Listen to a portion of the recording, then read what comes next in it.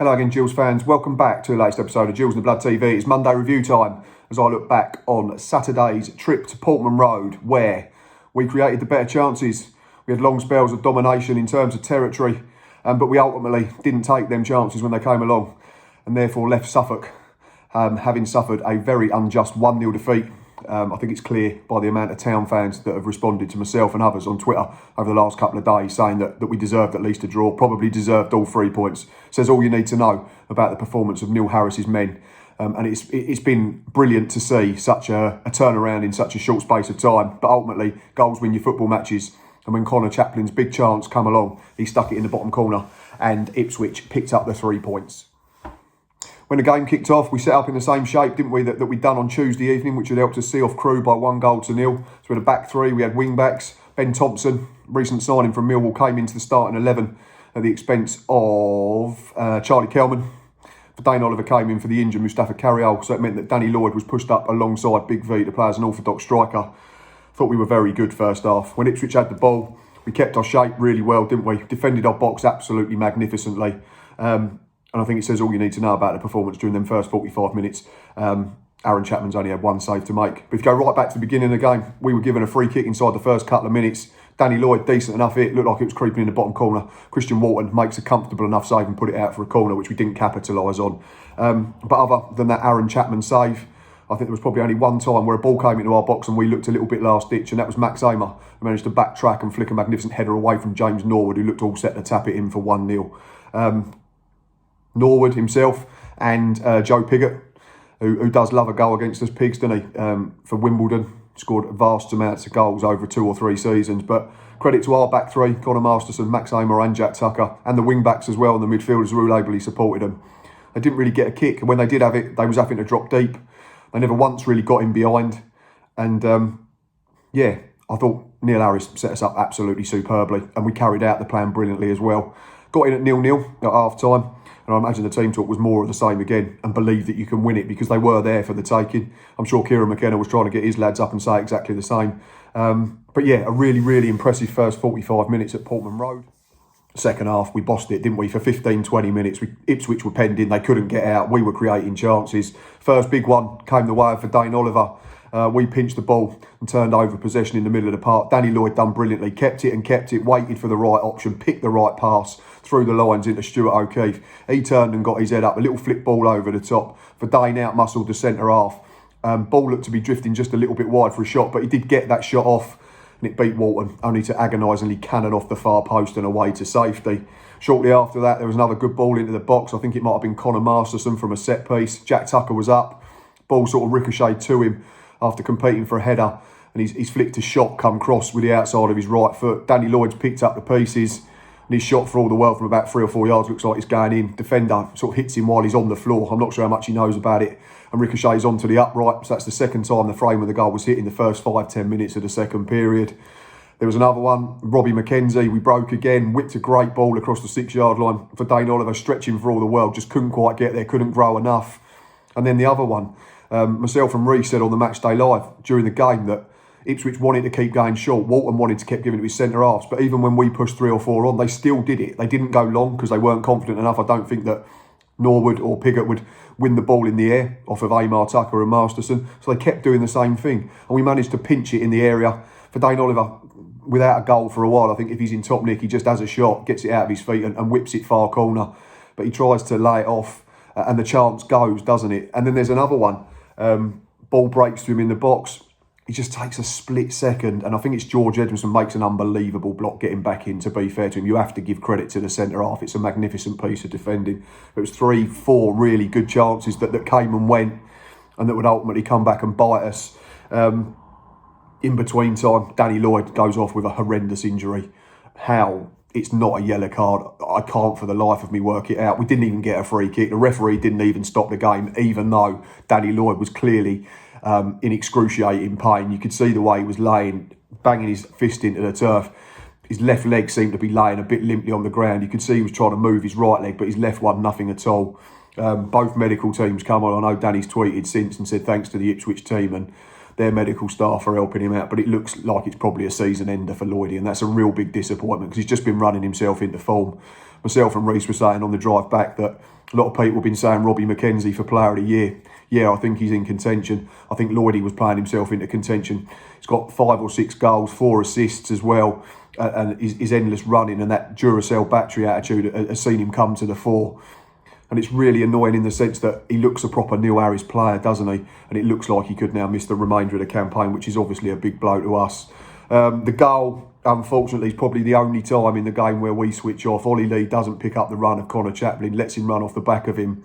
It's a smart finish from Chaplin. Let's not make no bones about that. It's a great first touch. It's a good left-footed finish into the bottom corner. Chappie's got absolutely no chance, but I'd have been disappointed with a draw.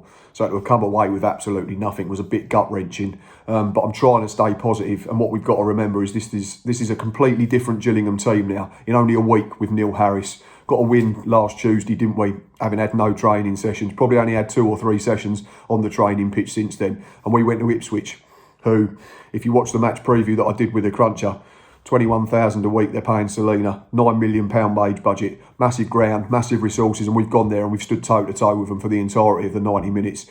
Probably haven't got what we've deserved. And that's the luck you have when you're down the bottom, unfortunately. Verdane Oliver's hit the post twice in 2 games. One of them is 2 inches further inside. It bounces in off the post. We take the lead. Portman Road gets a bit twitchy, I'd imagine. Chances are we go on and see the game out and win 3 points, which we definitely would have deserved.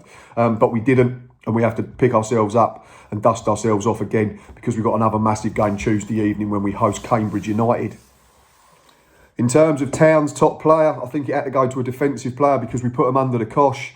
I didn't think their offensive players were really in the game. The likes of Norwood and Piggott we kept at arm's length, like I've already mentioned. Tom Carroll was all right when he had time and space, play sideways balls and go backwards, but he didn't really influence the game. Lee Evans is more industrious. Wes Burns, unfortunately for them, went off with an injury. Thought the left wing back was decent enough, but end product wasn't always there. So for me, I've gone for George Edmondson. He stood up to absolutely everything we chucked into that box, and I think it was, like I said, it was him that made that magnificent last-ditch block. When for all the world it looked like Verdane Oliver was going to smash it into the net from about 6 yards and put us in front. He played 90 minutes, Edmondson. The other thing that he did really well was when he had opportunities, he'd bring it out from defence and almost make an extra midfielder, which made it a little bit more tricky for us, and he did that really well. He's provided the assist for the goal, which has ultimately turned out to be the winner. 77% passing accuracy, centre-half, really good. 5 clearances, 3 big blocks, 3 interceptions. A real defender's performance, and then he's gone and had an influence the other way. So for me, top Town player was George Edmondson. In terms of the Gills player ratings, it's difficult not to be positive. They were all really, really good. Aaron Chapman, solid in goal. Distribution, really good. Made a save when he had to, albeit he probably didn't get it far enough away from the danger zone. But what he did do well was he got a big hand on it. So when it came towards the left wing back who was on rush and he had to attack, hit it first time, and he couldn't have a touch and he blazed it over. Back 3 of Connor Masterson, Max Amer and Jack Tucker, I've given them all 7.5. They were absolutely spot on. Like I said, carried out Neil Harris's game plan to perfection. Joe Piggott went off. James Norwood didn't really get a kick. So that says all you need to know about the performance of our back 3. If you go across the 4 in front, Robbie McKenzie, solid 7. Ollie Lee, 6.5, which people might think's harsh, but unfortunately it's him that switches off for the goal. Ultimately cost us at least a point. Stuart O'Keefe, 7.5. Proper captain's performance from O'Keefe, having been confirmed as skipper for the rest of the season in the wake of Carl Dempsey leaving. David Tatonda has looked really good the last 2 games. Another solid 7 out of 10. Might have been higher apart from that silly booking in the first half when he dragged his man down near the halfway line. But after that, he was clever, didn't jump into tackles and managed to set the game really, really well. Ben Thompson on debut, 7, took a whack. Had to come off after about an hour. Looked to be fatigued and obviously was probably feeling the effects of that whack on the ankle. There was one passage of play midway through the first half. 3 or 4 times he looked like he was getting fouled. 3 or 4 times he looked like he was losing possession.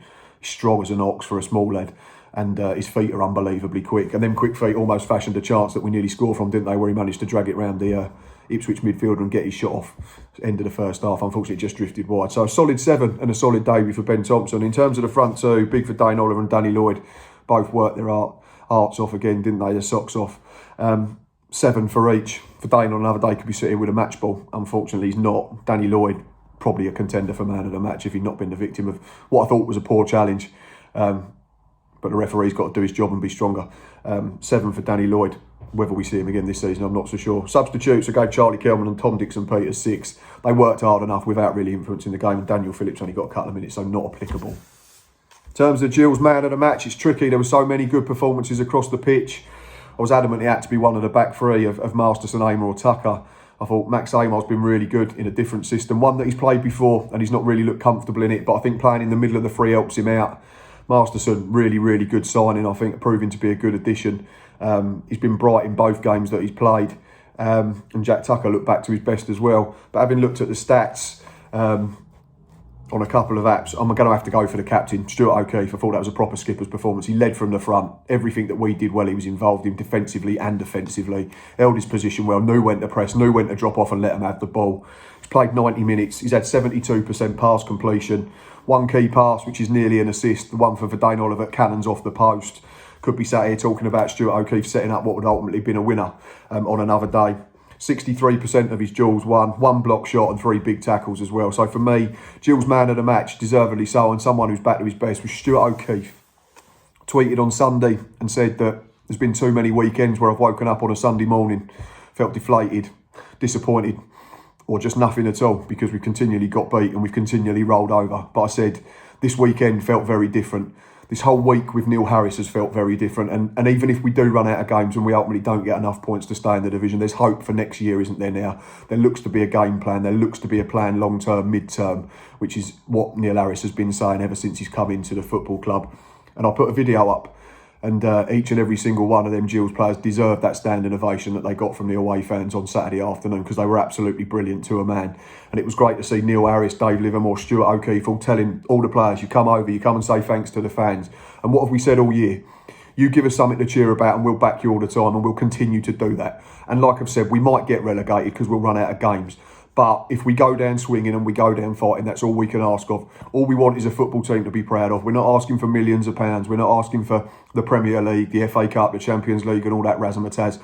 We just want a football team that will come and watch on a Saturday afternoon or on a Tuesday evening and we'll back you. We'll back you to the hilt if you give us something to back you for. And you did that on Saturday afternoon and it was absolutely brilliant. We deserve more than we ultimately got. But I think every single one of them Gills fans in Portman Road come off proud of their team's performance. And if we keep doing that between now and the end of the season, we've got 48 points to play for. We'll give ourselves half a chance. We've got a massive week coming up, haven't we? Cambridge at home Tuesday, Morecambe away Saturday. If we can win both of them, we start dragging more teams back towards us. Probably pick up a position as well. That's all we can do. I keep saying that. Just keep concentrating on the team once above us. If we can climb above them, then we target the next one.